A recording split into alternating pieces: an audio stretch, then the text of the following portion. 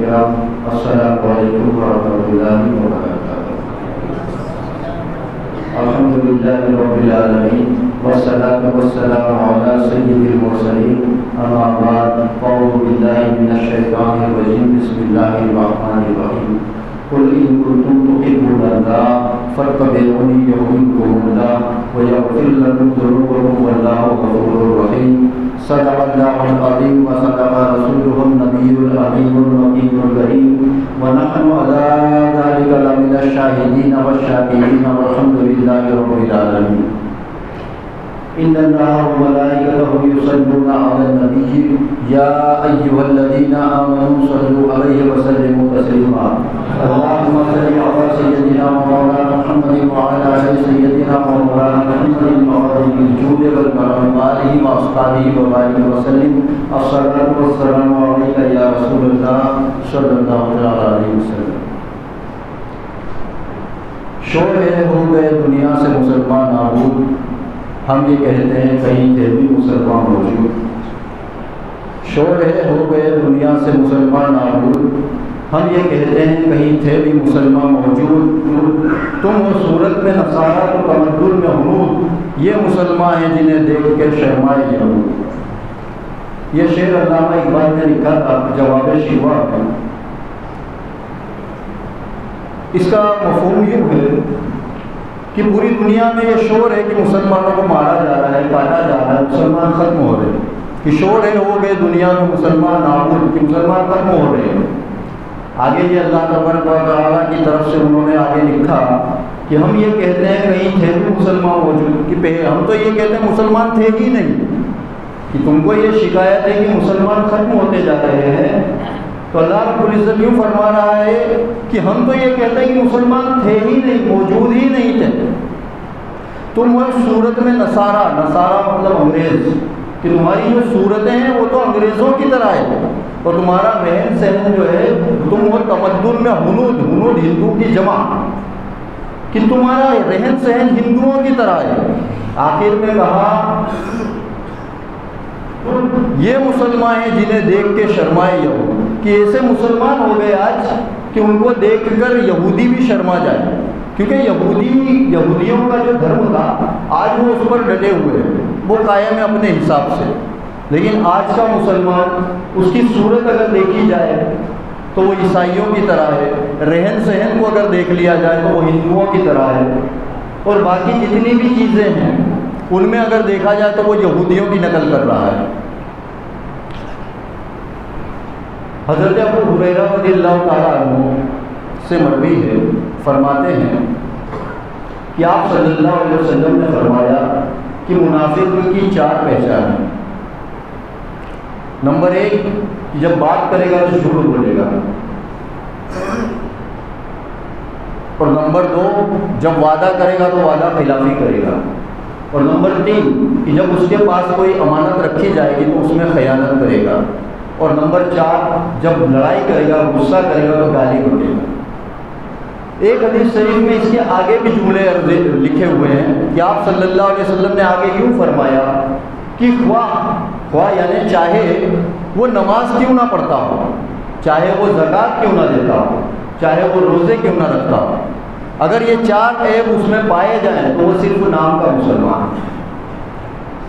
مطلب یہ ہے کہ آج مسلمانوں نے صرف روزہ، نماز، حج، زکوٰۃ مطلب مسجد تک اسلام کو محدود کر دیا، مسجد تک اسلام کو محدود کر دیا، مطلب مسجد سے باہر نکلنے کے بعد اسلام کی کوئی ڈیوٹی، کوئی ذمہ داری ہمارے اوپر ہے ہی نہیں، الا ماشاء اللہ۔ زیادہ تر کے نزدیک انسان اس کو بڑا زیادہ نیک سمجھتا ہے جو نمازی ہو، جو کہ ہمارے آقا صلی اللہ علیہ وسلم فرما رہے ہیں کہ چاہے وہ نماز پڑھتا ہو، روزہ رکھتا ہو، زکوٰۃ دیتا ہو، لیکن اس میں اگر یہ 4 عیب پائے جا رہے ہیں تو وہ صرف نام کا مسلمان ہے، وہ نام کا مسلمان ہے۔ امانت داری آج ہمارے میں نہیں ہے۔ پچھلی مرتبہ میں نے کہا تھا کہ ہم لون لینے جاتے ہیں یا لون کرانے جاتے ہیں تو مسلم علاقے جو ہیں انہیں ریڈ زون میں ڈالا ہوا ہے، اور اب تو اتنی بات کو آگے بڑھ گئی کہ اب ہمارے منہ پہ ہی کہہ دیا جاتا ہے کہ مسلمانوں کو لون نہیں دیتے۔ وجہ یہ ہے کہ زیادہ تر لوگ لون لینے سے پہلے یہ پتہ لگا لیتے ہیں کہ اس کے اندر ہم گبن کیسے کریں گے، ہماری زبان میں بولے تو فاندہ کیسے کریں گے، کہ لون ہم لے لیں گے 50,000 کی، پھر 30,000 خالی بھریں گے، 20,000 کے لیے ہم رستہ کیسے نکال لیں گے کہ 20,000 بھرنا ہی نہ پڑے۔ ہمارے آقا صلی اللہ علیہ وسلم ہجرت کی شب ہے، امانت داری کس کو کہتے ہیں؟ یہ ہمارے آقا صلی اللہ علیہ وسلم نے صرف کہہ کر نہیں بتایا، کر کے دکھایا۔ ہجرت کی جب شب آئی، آپ نے سب تمام معاملے سنے ہوئے، صرف میں آپ کو واپس یاد دلا رہا ہوں۔ ہجرت کی شب آئی تو آپ صلی اللہ علیہ وسلم نے حضرت علی رضی اللہ تعالیٰ عنہ سے فرمایا کہ اے علی، تم میرے بستر پر لیٹ جاؤ اور صبح تم لوگوں کی امانتیں انہیں پہنچا کر تم بھی مدینہ شریف آ جانا۔ تو یہ جو امانتیں تھیں آپ صلی اللہ علیہ وسلم کے پاس، یہ کن لوگوں کی تھی؟ یہ انہی کافروں کی تھی جو آپ صلی اللہ علیہ وسلم کو معاذ اللہ ثم معاذ اللہ قتل کرنے کا پلان بنا کے بیٹھے تھے، انہی کافروں کی تھی۔ اس میں سے کچھ ہی تو تلواریں رکھی ہوئی تھی آپ صلی اللہ علیہ وسلم کے پاس، وہی تلواریں جو لے کر وہ مسلمانوں پر وار کیا کرتے تھے۔ لیکن آپ صلی اللہ علیہ وسلم کا اخلاق، ان کا کردار، ان کی امانت داری اس قدر عظیم تھی کہ اتنا کچھ ہونے کے باوجود وہ اپنی امانتیں اپنے مذاہب والوں کے پاس نہیں رکھتے تھے، وہ آپ صلی اللہ علیہ وسلم کے پاس رکھتے تھے۔ اور آپ صلی اللہ علیہ وسلم نے آج ہمارے جو مسلم سماج کے لوگ ہیں، دیکھو میں مسلم کہہ رہا ہوں تو اس کا یہ مطلب نہیں کہ ہندو بڑے ایماندار ہے یا غیر مسلم بڑے ایماندار ہے، بات یہ ہے کہ مجھے تو اپنی قوم کی بات کرنی ہے تو میں اس لیے مسلم کہہ رہا ہوں۔ اس کا یہ مطلب ہرگز مت لے لینا کہ باقی تمام لوگ ایماندار ہیں، باقیوں سے ہمیں کیا لینا دینا، باقیوں سے ہمیں کیا لینا دینا۔ ہمارا جو مذہب ہے وہ صرف روزہ، نماز، حج، زکوٰۃ کا مطلب صرف اتنے میں محدود نہیں ہے۔ مسلمان جب باہر چلتا ہے تب بھی وہ مسلمان ہوتا ہے، جب وہ کسی کے ساتھ لین دین کرتا ہے تب بھی وہ مسلمان ہوتا ہے، اس کے ہر عمل سے یہ پتہ چلتا ہے کہ یہ مسلمان ہے۔ اور یہی وجہ ہے کہ پہلے کے مسلمان جب گارنٹی اور زبان کی بات آتی تھی تو صرف اتنا کہہ دیتے تھے کہ میں مسلمان ہوں، اتنا کہنے پہ بات ختم ہو جاتی تھی کہ یہ مسلمان ہے، مطلب بات ختم ہو گئی۔ تو بہرکیف آپ صلی اللہ علیہ وسلم نے حضرت علی رضی اللہ تعالیٰ عنہ سے فرمایا کہ یہ جو امانتیں ہیں انہیں دے کر تم آ جانا صبح۔ آج ہم لوگ یہ کہہ کر لائن کی چوری کرتے ہیں کہ گورنمنٹ کا مال جائز ہے، کافروں کا مال چرا سکتے ہیں، بہت سارے ایسے جواب مل جاتے ہیں۔ جب ان کو سمجھاؤ اصلاح کے طور پہ کہ بھائی اس طرح مت کرو، تو بولے گورنمنٹ کا مال جائز ہے، یا وہ کافر ہے اس لیے جائز ہے، یا ہماری ان سے بنتی نہیں ہے اس لیے جائز ہے۔ یہ تمام باتیں وہاں فٹ ہوتی تھی۔ جب آپ صلی اللہ علیہ وسلم کے پاس امانت رکھی گئی تھی تو وہاں پر یہ تمام باتیں فٹ ہوتی تھی، اور آپ صلی اللہ علیہ وسلم کو اس قدر پریشان کیا گیا تھا کہ وہ اپنا آبائی وطن جہاں پیدا ہوئے، جہاں پلے بڑھے، جہاں سب کچھ تھا، اس قدر ستایا گیا کہ آپ صلی اللہ علیہ وسلم کو اللہ رب العزت نے حکم دیا کہ اے محبوب اب اس جگہ کو چھوڑ دو۔ انہی لوگوں کے پریشان کرنے کی وجہ سے اس جگہ کو چھوڑ کر جا رہے ہیں، چھپ کے جا رہے ہیں، بظاہر چھپ کے جا رہے ہیں، لیکن اس کے بعد بھی امانت داری کا یہ حال ہے کہ ان کی امانتیں حضرت علی رضی اللہ تعالیٰ عنہ کی سپرد کر دی کہ پہلے ان کو امانتیں دے دینا، اس کے بعد آ جانا۔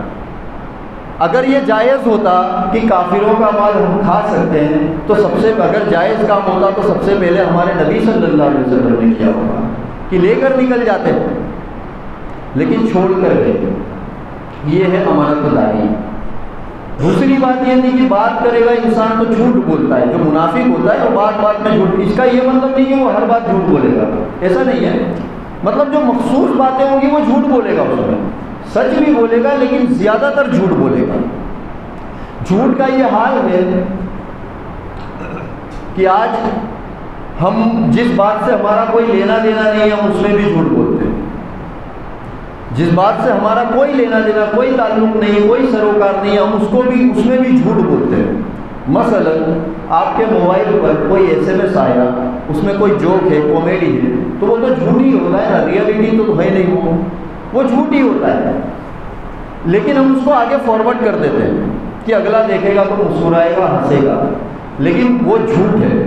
ہمارے آقا صلی اللہ علیہ وسلم نے فرمایا کہ مسلمان، ایک مرتبہ ایک صحابی نے عرض کی یا رسول اللہ صلی اللہ علیہ وسلم، کیا مسلمان جو مومن ہے وہ بزدل ہو سکتا ہے؟ تو آپ صلی اللہ علیہ وسلم نے فرمایا ہاں، کبھی کبھار میرا مومن بزدل بھی ہو سکتا ہے۔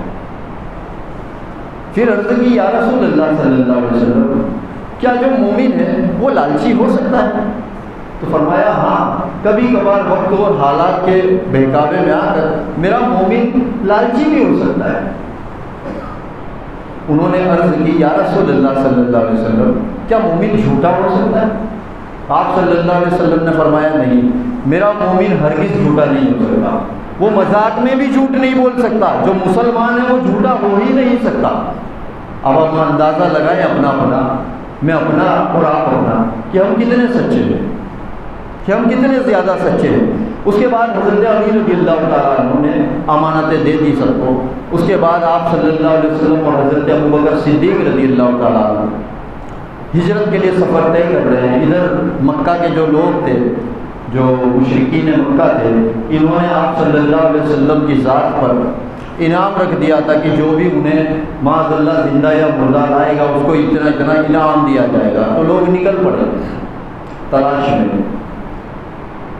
تو حضرت ابوبکر صدیق رضی اللہ تعالیٰ عنہ اور آپ صلی اللہ علیہ وسلم جب جا رہے تھے تن تنہا، تو ایک شخص تھا جس نے انعام کی لالچ میں اس نے یہ ارادہ کیا کہ میں محمد صلی اللہ علیہ وسلم کو پکڑ کر ابو جہل اور ابو سفیان کے حوالے کر دوں گا اور مجھے انعام مل جائے گا۔ اب وہ چہرے سے نہیں پہچانتا تھا آپ صلی اللہ علیہ وسلم کو، وہ چہرے سے نہیں جانتا تھا۔ تو وہ آیا حضرت ابوبکر صدیق رضی اللہ تعالیٰ عنہ کے پاس اور آ کر پوچھا آپ لوگ کون ہیں؟ اب دیکھیے سچ مومن جو ہوتا ہے وہ جھوٹ نہیں بولتا، تو اس کی مثال دیکھیے حضرت ابوبکر صدیق رضی اللہ تعالیٰ عنہ ہیں اور آپ صلی اللہ علیہ وسلم خود موجود ہیں۔ اب حضرت ابوبکر صدیق رضی اللہ تعالیٰ عنہ اور آپ صلی اللہ علیہ وسلم تو غیب جانتے ہیں، وہ جان گئے کہ یہ کون ہے اور یہ اس کا ارادہ کیا ہے، اور حضرت ابوبکر صدیق رضی اللہ تعالیٰ عنہ بھی خوب سمجھ رہے تھے کہ اس نے کس ارادے سے پوچھا ہے۔ اس نے پوچھا آپ لوگ کون ہو؟ تو حضرت ابوبکر صدیق رضی اللہ تعالیٰ عنہ تاجر تھے، پہلے تو وہ تاجر ہی تھے، کپڑے کی تجارت کیا کرتے تھے اور ملک شام کی طرف جایا کرتے تھے سفر کے لیے۔ تو انہوں نے جھوٹ نہیں کہا، حالانکہ اس کا پوچھنے کا ارادہ شخصیت سے تھا کہ آپ کون لوگ ہو۔ تو حضرت ابوبکر صدیق رضی اللہ تعالیٰ عنہ نے فرمایا کہ میں تاجر ہوں، میں تاجر ہوں۔ اس کے سوال کا جواب دیا لیکن جھوٹ نہیں کہا میں تاجر ہوں۔ تو اس نے کہا یہ جو شخص تمہارے ساتھ ہے یہ کون ہے؟ اب اگر حضرت ابوبکر صدیق رضی اللہ تعالیٰ عنہ سچ کہتے تو یہ غداری ہو جاتی، سچ بتا دیتے کہ یہ محمد رسول اللہ ہے، تو وہ کچھ بھی کرتا جو اس کا ارادہ تھا، اور اگر یہ نہ کہتے تو پھر جھوٹ ہو جاتا، اور اگر وہ جھوٹ بول دیتے تو پھر امت کے لیے نصیحت کیسے ہوتی؟ پھر ہم بھی یوں کہہ کے جھوٹ بول دیتے کہ حضرت ابوبکر صدیق رضی اللہ تعالیٰ عنہ نے بھی تو کہا تھا، ہے نا؟ تو اس نے پوچھا کہ یہ جو شخص آپ کے ساتھ ہے یہ کون ہے؟ تو فوراً حضرت ابوبکر صدیق رضی اللہ تعالیٰ عنہ نے فرمایا کہ یہ میرے ہادی ہیں۔ ہادی کہتے ہیں راستہ بتانے والے کو، ہادی کہتے ہیں راستہ بتانے والے کو۔ تو ہمارے نبی صلی اللہ علیہ وسلم ہمارے ہادی ہیں یا نہیں؟ اچھا، اس زمانے میں اتنی بستی نہیں ہوا کرتی تھی، تو جیسے آج ہم گھومنے پھرنے کہیں جاتے ہیں تو وہاں کے گائیڈ ہوتے ہیں نا جو ہم کو راستہ بتاتے ہیں، قلعے محل گھماتے ہیں اور وہ بتاتے ہیں، تو جو گائیڈ ہوتے ہیں اس طرح سے ہادی ہوا کرتے تھے۔ تو جب حضرت ابوبکر صدیق رضی اللہ تعالیٰ عنہ نے فرمایا کہ یہ میرے ہادی ہیں، تو اس نے اس طرف اس کا گمان گیا کہ اچھا یہ گائیڈ والے ہادی ہیں۔ اس نے کہا ٹھیک ہے، وہ چلا گیا۔ تو دیکھیے سچ اور جھوٹ کی جب بات آئی تو حضرت ابوبکر صدیق رضی اللہ تعالیٰ عنہ نے اس طرح سے حفاظت کی کہ جھوٹ نہیں کہا، جو کہ شریعت میں ایسی جگہ پر تو اجازت ہے۔ اس طرح سے اگر کافر گھیر لیں، یہ مسئلہ سمجھ لیجیے، جان بچانا فرض ہے۔ اگر کافروں نے آپ کو گھیر لیا اور وہ کوئی بھی ایسا جملہ آپ سے کہنے کو کہہ رہے ہیں جس کو کہنے سے عام دنوں میں انسان کہے تو کفر ہو جائے، لیکن وہ اگر دبان ڈال رہے ہیں، زور دے رہے ہیں کہ یہ کہو تو چھوڑ دیں گے ورنہ تمہیں جان سے مار دیں گے، تو وہاں پر اگر شخص کفریہ جملہ کہہ دے تو اس کے لیے اجازت ہے۔ یہ مسئلہ صرف میں نے بتایا، حالانکہ ایسا کرنا نہیں ہے، کیونکہ آج جو حالات ہیں آپ کچھ بھی کہہ لو، اگر کسی نے پکڑ لیا تو وہ چھوڑے گا نہیں، یہ صرف میں نے مسئلہ بتایا۔ تو بہرحال پھر اس کے بعد آپ غار ثور پہنچ گئے، پورا راستہ آپ نے سنا ہوا ہے۔ حضرت ابوبکر صدیق رضی اللہ تعالیٰ عنہ نے جب گھر سے چلے تھے تو ان کی بیٹی حضرت اسماء رضی اللہ تعالیٰ عنہ انہیں حکم دیا تھا کہ جب ہم چلے جائیں تو غار ثور میں ہمارے لیے کھانا لے آیا کرنا، اور ان کا جو ایک غلام تھا وہ بکریاں چرانے کے بہانے سے غار ثور تک جاتا تھا وہ غلام، اور وہاں جا کر دودھ نچوڑ کر، دودھ نکال کر آپ دونوں کی خدمت میں پیش کر دیا کرتا تھا، جس کی وجہ سے کافروں کو یہ بھی پتہ نہیں چلتا تھا کہ اس نے کیا کی۔ اور حضرت اسماء رضی اللہ تعالیٰ عنہ وہ آپ صلی اللہ علیہ وسلم اور حضرت ابوبکر صدیق رضی اللہ تعالیٰ عنہ کے لیے کھانے کے لیے، مطلب ہماری زبان میں کہیں تو ٹفن لے جاتے ہیں۔ تو ایک روز کی بات ہے، اور یہ ابو جہل وغیرہ تمام ڈھونڈنے میں لگے ہوئے تھے کہ کیسے بھی پتہ چل جائے، اور حضرت آپ صلی اللہ علیہ وسلم نے یہ حکمت لگائی کہ جو راستہ، کیونکہ تمام عرب والے یہ جانتے تھے کہ اب اگر آپ صلی اللہ علیہ وسلم ہجرت کریں گے تو یہ مدینہ شریف کی طرف جائیں گے۔ بات کو سمجھیے گا کہ ہمارے آقا صلی اللہ علیہ وسلم نے کتنی وہ بات کی۔ مدینہ شریف اگر ادھر ہے تو آپ صلی اللہ علیہ وسلم نے جب ہجرت فرمائی تو اس طرف گئے، کیونکہ کافروں کو یہ پتہ تھا کہ وہ ادھر جائیں گے، تو آپ مدینہ شریف کی طرف نہیں گئے، وہ اس طرف گئے رونگ ڈائریکشن میں، اور کافی رونگ ڈائریکشن میں وہ مدینہ شریف کے راستے میں ڈھونڈ رہے تھے، اور غار ثور الٹے ڈائریکشن میں۔ تو بہرحال انہوں نے ان کے گھر پر نظر رکھنی شروع کی کہ یہ حضرت اسماء کہاں جاتی ہیں۔ تو ایک روز جب یہ کھانا دے کر واپس آئی تو ابو جہل فوراً آ گیا اور کہا کہاں سے آ رہی ہو، کہاں سے آ رہی ہو؟ اور پھر اس نے دوسرا سوال کیا، کہا بتاؤ تمہارے باپ کہاں ہیں تمہارے، کیونکہ ان لوگوں کو پتا تھا کہ حضرت ابوبکر صدیق رضی اللہ تعالیٰ عنہ اور آپ صلی اللہ علیہ وسلم ساتھ میں ہی ہوں گے، کیونکہ دونوں ہی لاپتہ تھے۔ تو اس نے پوچھا کہاں ہے؟ اب یہ بھی دیکھو ایک مقام آ گیا سچ اور جھوٹ کا، کہ اگر سچ بولتی تھی تو آپ صلی اللہ علیہ وسلم کے ساتھ وعدہ خلافی ہو جاتی، وفاداری جو تھی ان کی اس میں وہ آ جاتی، اور اگر جھوٹ بولتی تو یہ جھوٹ کا آ جاتا۔ تو آپ نے فرمایا کہ مجھے پتہ ہے۔ کیا فرمایا؟ مجھے پتہ ہے لیکن میں بتاؤں گی نہیں۔ سچ کہا، وہاں پر بھی جھوٹ نہیں کہا، وہاں ڈری نہیں۔ اسے بڑا تیز غصہ آیا ابو جہل کو، اور اس نے ایک تماچا مار دیا حضرت اسماء رضی اللہ تعالیٰ عنہ۔ ایسا نازک موڑ تھا لیکن وہاں پر بھی انہوں نے جھوٹ نہیں کہا، اس نے تماچا مارا، کان میں بالی تھی جو پھٹ گئی، جس کی وجہ سے خون بہنے لگا کان کی لو سے۔ اس کے بعد جو ابو جہل کے ساتھی تھے انہوں نے اسے پکڑا اور کہا کہ یار تم سردار ہو اور لڑکی ذات پر ہاتھ اٹھا رہے ہو، تو یہ کہہ کر اس کو لے کر واپس چلے گئے۔ اب اس کے بعد حضرت اسماء رضی اللہ تعالیٰ عنہ جب کھانا لے کر وہاں پہنچی بارگاہ رسالت غار ثور میں، تو انہوں نے اپنے کان کو ایسے باندھا ہوا تھا۔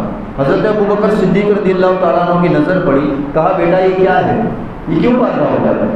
تو کہا کچھ بھی نہیں بابا، بس ایسے ہی۔ کہا نہیں بیٹا بتاؤ کیا بات ہے۔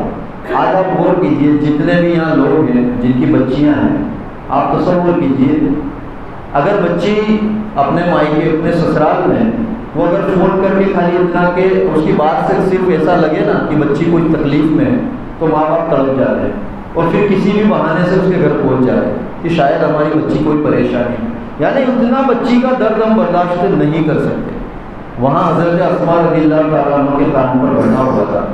آپ نے ضد کی بیٹا کیا بات ہے بتاؤ، تو انہوں نے اپنا جو دوپٹہ تھا وہ کھولا، تو جیسے ہی کھولا خون واپس سے بہنے لگا، خون واپس بہنے لگا۔ تو آپ نے پوچھا یہ کیا ہوا، تو وہ رو پڑی اور کہا بابا ابو جہل گھر آیا تھا اور وہ آقا صلی اللہ علیہ وسلم کا پتہ پوچھ رہا تھا۔ تو کہا تو تم نے کیا کہا؟ تو کہا میں نے بابا کہہ دیا کہ مجھے پتہ ہے میں نہیں بتاؤں، تو اس نے مجھے تماچا مار دیا۔ حضرت ابوبکر صدیق رضی اللہ تعالیٰ عنہ رو پڑے اور انہوں نے سینے سے لگا دیا۔ جیسے ہی حضرت ابوبکر صدیق رضی اللہ تعالیٰ عنہ روئے، آپ صلی اللہ علیہ وسلم نے ہاتھ اٹھائے دعا کے لیے، کہا یا پاک پروردگار میں صدیق سے راضی ہوں، تو بھی اس سے راضی ہوں۔ کہ میں صدیق سے راضی ہوں، تو بھی اس سے راضی ہو جا۔ تو دیکھیے ایسے مقامات آئے، لیکن تب بھی انہوں نے سچ کا ساتھ نہیں چھوڑا۔ ایک مرتبہ ایک صحابی آئے آپ صلی اللہ علیہ وسلم کی خدمت میں، مسلمان بننا چاہتا، ابھی صحابی نہیں بنے ہیں، اسلام ان کو بہت پسند آیا، بہت پسند آیا، دل میں اتر گیا۔ انہوں نے سوچا کہ لیکن جب اسلام کے احکام سنے انہوں نے کہ کیا کیا پابندیاں لگ جائیں گی، تو سوچا کہ جا کر میں آپ صلی اللہ علیہ وسلم سے ڈائریکٹ بات کروں۔ تو وہ آئے آپ صلی اللہ علیہ وسلم کی خدمت میں اور عرض کی، کہا کہ اے مسلمانوں کے نبی، مجھے اسلام مذہب بہت پسند آیا ہے،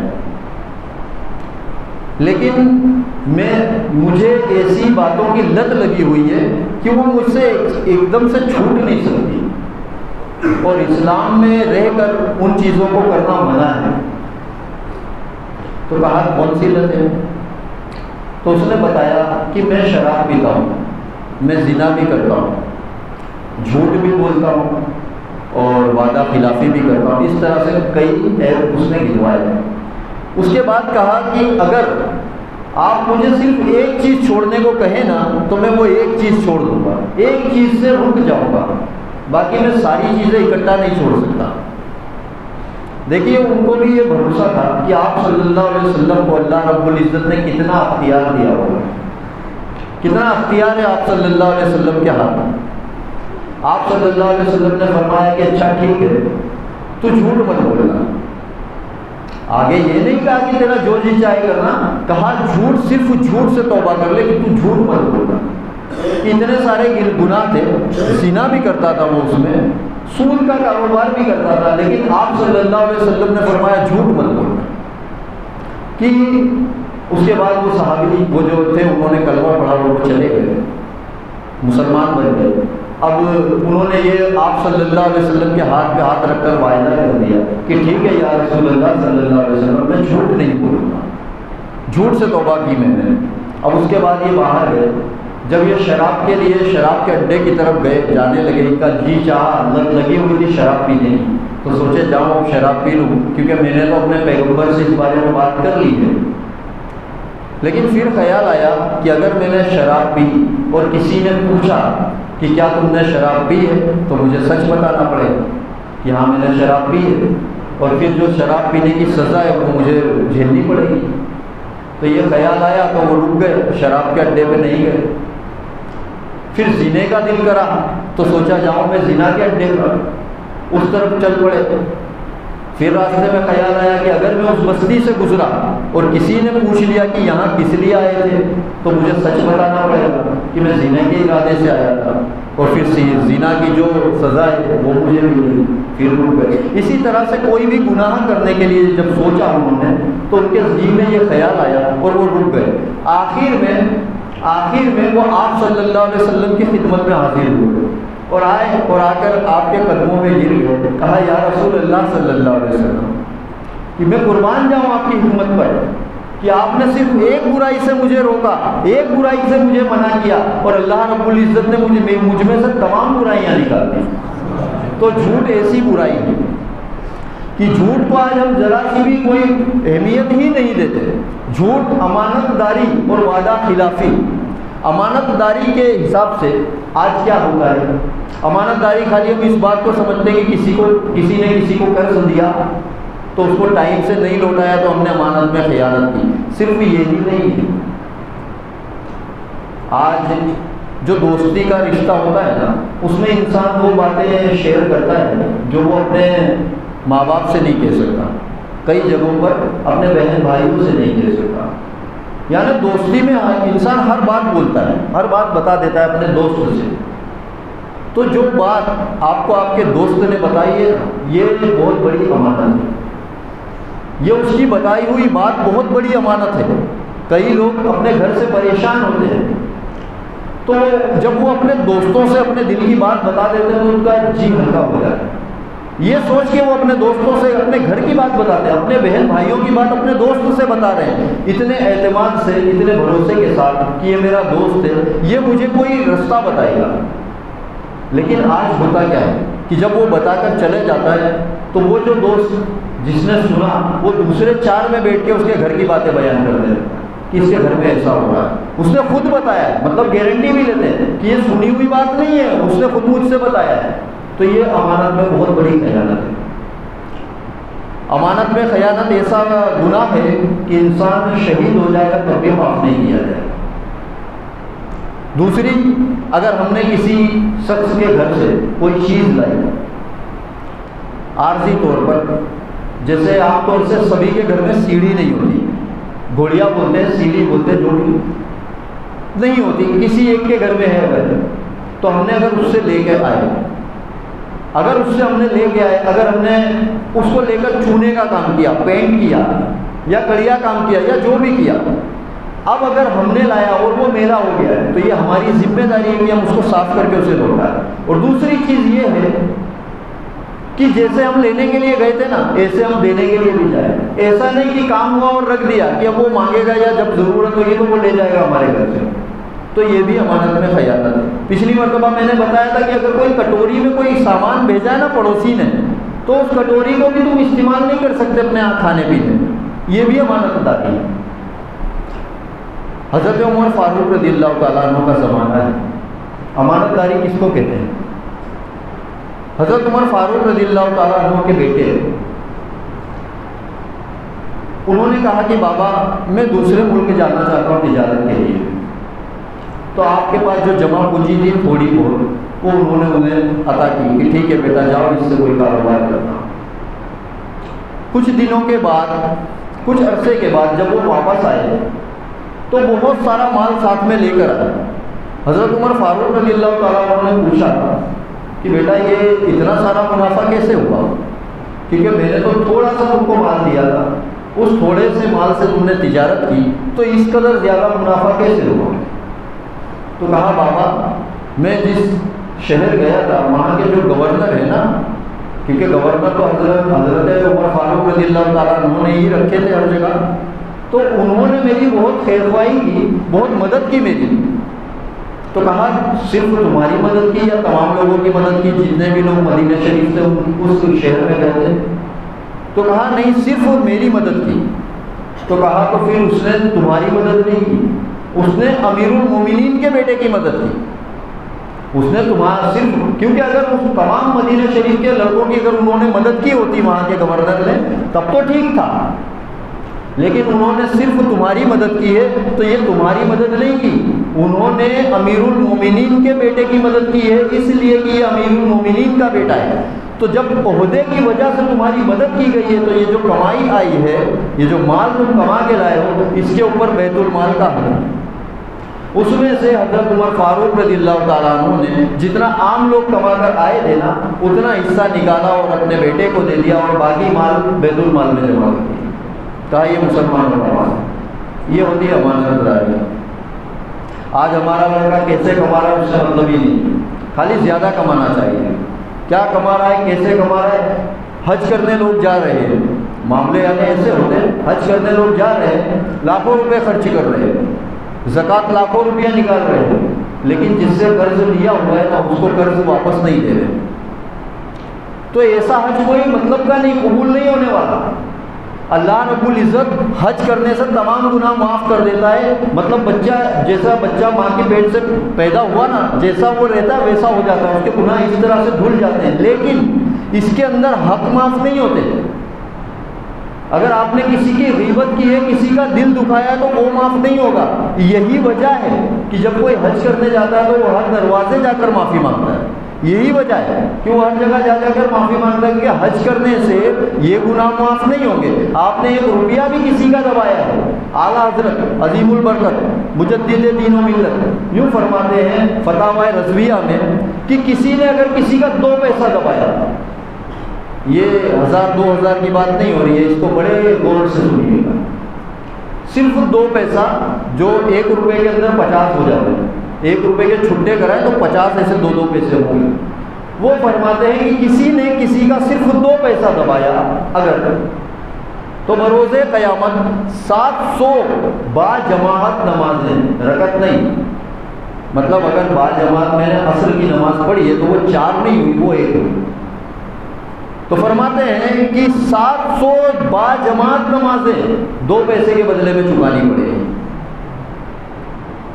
سوچیے کہ 2 پیسے کے بدلے میں اگر 700 نمازیں، وہ بھی با جماعت، جو ایک وقت میں ایک ہی ہوتی ہے، ایک وقت میں ایک ہی نماز با جماعت ہوتی ہے، تو 700 رقم تو صرف 2 پیسے کے بدلے چکانی پڑے گی۔ تو اگر ہم نے کسی کا 500 روپیہ دبایا ہے تو ہماری تو تمام عمر کی نماز ہے اور صرف اس کے حساب کتاب میں ہی ختم ہو جائے گی۔ اور اس چیز کو ہم ذرا سی بھی اہمیت نہیں دیتے، بڑی بات سمجھتے ہی نہیں۔ تو جس نے بھی اگر کسی سے قرض لیا ہے اور اگر اس کے پاس آ گیا ہے لوٹانے جتنا، تو ابھی عہد کرو، اللہ کے گھر میں بیٹھ کر عہد کرو کہ ہم اس کو جا کے چکا دیں گے۔ اور انشاءاللہ جب کوئی یہ نیت کرتا ہے نا قرض لینے والا کہ یہ قرض میں اگلے کو لوٹا دوں گا، تو اللہ رب العزت کے معصوم فرشتے اس کے لیے دعا کرنے لگتے ہیں کہ یا اللہ رب العزت اس کے مال میں، اس کے کاروبار میں اتنا رزق عطا فرما کہ یہ اپنے جس سے اس نے لیا ہے اس کا یہ قرض اتار دے، چکا دے۔ تو آپ نیت کیجیے جس کا بھی کوئی قرض باقی ہے وہ جا کر اس کو اپنا قرض چکا دے، چاہے وہ کافر ہو چاہے وہ مسلمان ہو، وہ کوئی بھی ہو، اس سے اگر آپ کا کوئی بھی معاملہ باقی ہے تو وہ آپ اس کو چکا دیجیے۔ اسی طرح بزنس میں ہم مال لے لیتے ہیں کسی سے بھی، میں نے پہلے بھی یہ بات کہی تھی، میں زور دے رہا ہوں اس بات پر بار بار کیونکہ یہ زیادہ ہوتا ہے، یہ زیادہ ہوتا ہے۔ انسان مال لیتے ٹائم بہت سے وعدے کرتا ہے کہ کل دے دوں گا میں، پرسوں دے دوں گا میں، اس کے بعد فون بند، گھر پہ یہاں تک کہ اگر پھر اگلا گھر پہ آ گیا تو پھر وہ جھگڑا کرنے لگتے ہیں، کیا میں بھاگا جا رہا ہوں، کیا بھروسہ نہیں ہے، اتنی سی رقم کے لیے تم میرے گھر پر رکھا ہے۔ ارے اس کا حق نکلتا ہے، وہ رات کو 12 بجے بھی آ سکتا ہے۔ جس کا پیسہ باقی ہے وہ تمہارے دروازے پر رات کے اگر 12 بجے بھی آیا تو آپ اس سے سختی نہیں کر سکتے، آپ اس سے سختی نہیں کر سکتے۔ وقت کم ہے، نہیں تو میں ایک واقعہ سنا تھا آپ کو۔ آپ صلی اللہ علیہ وسلم کا ایک اعلان ہے، سماعت فرما لیجیے۔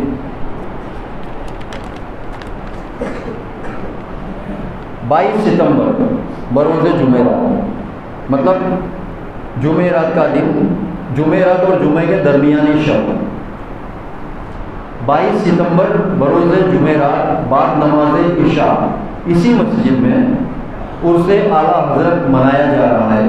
مطلب یہ جو جمعرات اب آئے گا نا، اس جمعرات کو بعد نماز عشاء عرس اعلیٰ حضرت یہاں منایا جائے گا، جس میں نعت خوانی اور تقریری پروگرام رکھا گیا ہے۔ آپ تمامی حضرات سے گزارش ہے کہ پروگرام میں شرکت فرما کر ثواب دارین حاصل کریں۔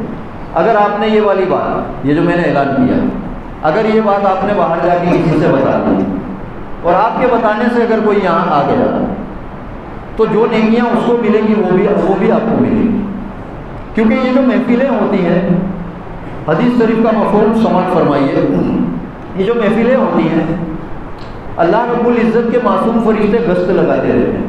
یہ مفہوم ہے حدیث شریف کا، بخاری شریف کی حدیث ہے۔ گشت لگاتے رہتے ہیں، ایسی محفلوں کو ڈھونڈتے رہتے ہیں، اور جب وہ ایسی کوئی محفل دیکھتے ہیں تو وہ وہاں بیٹھ جاتے ہیں، شریک ہو جاتے ہیں اس میں، اور پھر جب تک محفل ہوتے رہتی ہے وہ وہاں شریک رہتے ہیں۔ اس کے بعد محفل جب ختم ہو جاتی ہے، جب وہ عرش کی طرف جاتے ہیں تو اللہ رب العزت ان سے سوال کرتا ہے، اے میرے فرشتوں کہاں سے آ رہے ہو؟ حالانکہ اللہ رب العزت دانا ہے، دیکھ رہا ہے، لیکن پوچھتا ہے، کیونکہ وہ نہیں پوچھتا تو ہم کو کیسے پتہ چلتا؟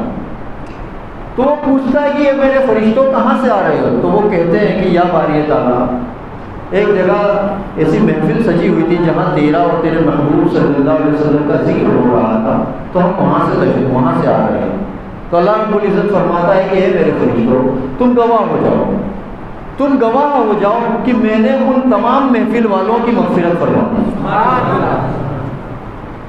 ایک فرشتہ عرض کرتا ہے کہ یا پاک پروردگار، اس محفل میں ایک شخص ایسا تھا جو وہ میلاد سننے یا نعت شریف سننے کی غرض سے نہیں آیا تھا، وہ کسی اور کام سے وہاں آیا تھا، لیکن پروگرام ہو رہا تھا تو وہ بیٹھ گیا کہ یہ پروگرام ختم ہو جائے تب میں اپنا کام کر لوں گا۔ تو کیا اس کی بھی مغفرت ہو گئی؟ تو اللہ رب العزت کی رحمت جوش میں آ جاتی، فرماتا ہے ہاں، وہ جو محفل میلاد سماعت کرنے آئے تھے ان کے صدقے میں نے اس کی بھی مغفرت فرمائی۔ تو آپ لوگ اس محفل میں ضرور آئیے گا اور زیادہ سے زیادہ لوگوں کو یہ بات بتا دیجیے گا، کیونکہ آپ بتائیں گے تو اس کا فائدہ آپ کو ہی ملے گا۔ میرے کہنے سننے میں اگر کوئی غلطی ہو تو اللہ رب العزت مجھے معاف فرمائے۔ سبحان اللہ و بحمدہ، سبحان اللہ العظیم و بحمدہ، استغفر اللہ۔ جو حضرات سنتیں نہیں ادا کی وہ سنتیں